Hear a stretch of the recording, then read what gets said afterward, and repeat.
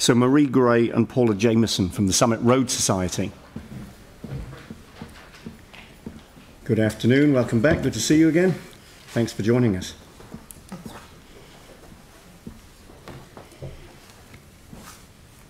Tēnā koutou katoa, neira te mihi mai o hā kia koutou, kei rongi nā āhuatanga o te wā. My name is Marie Gray from the Summit Road Society, and here with me today is Paula Jameson, who's a member of our board. So I'm sure most of you know by now that the Society is a charity that was established in 1948 to further the vision of Harry Yell to protect and preserve the Port Hills and to provide for public access. So we own and manage 4 reserves on the Port Hills, and we are very grateful for the Council's ongoing support in terms of an annual grant and in-kind ranger support. We also lead the community project Predator Free Port Hills, which aims to see 1 household in 5 trapping in their backyard by 2024. Our coverage area is the Port Hills from Taylor's Mistake to Gebbies Pass and the harbour from Littleton to Pudo.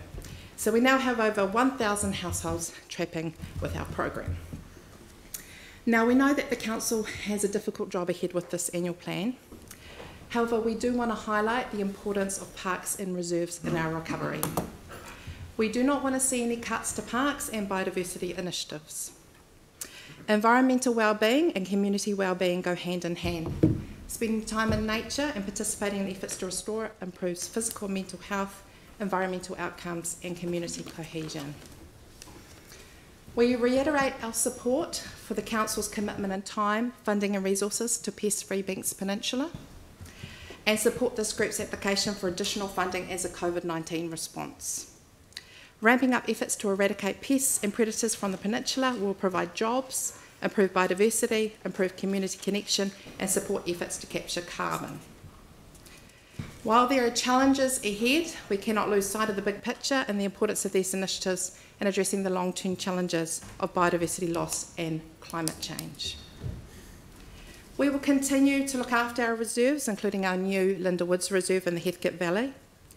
As you can probably appreciate, there is a great deal of work needed to develop this reserve, and we ask for the Council's support in achieving this. We also want to highlight the importance of Duncan Park, which is on Port Hills Road. The management plan for Duncan Park was developed 20 years ago. Duncan Park is now a gateway to Linda Woods Reserve and therefore to the whole network of reserves on the eastern Port Hills. It is no longer a small urban park. And while we appreciate the timing is challenging right now to undertake a review of the management plan, we want to bring this matter to your attention looking forward. With regards to glyphosate, on the Society reserves, we undertake weed control to keep tracks clear and for biodiversity reasons. Many weeds are serious pests and they threaten our native flora. We do use weed killers, including glyphosate, where necessary. For example, we may use cut and paste glyphosate when we're removing Spervalerium, which is an invasive weed which threatens the rare flora on the rocky outcrops of Wakinetake Reserve in Governor's Bay and also the wider peninsula. We believe that glyphosate is a valid tool in the toolbox when undertaking weed control for biodiversity reasons. We trust the Ranger Service to use this tool carefully and therefore support the option to use it when it is the best tool for the job. In summary, protecting our natural environment and providing opportunities for people to enjoy natural spaces is going to be more important than ever in the days ahead. We would like to see investment in biodiversity initiatives such as planting programs, pest control and pest-free Banks Peninsula as a core part of the Council's response to COVID-19. So thank you for the opportunity to comment. Thanks very much. That does leave time for questions. So James. Kia tēnā koe. Excuse me.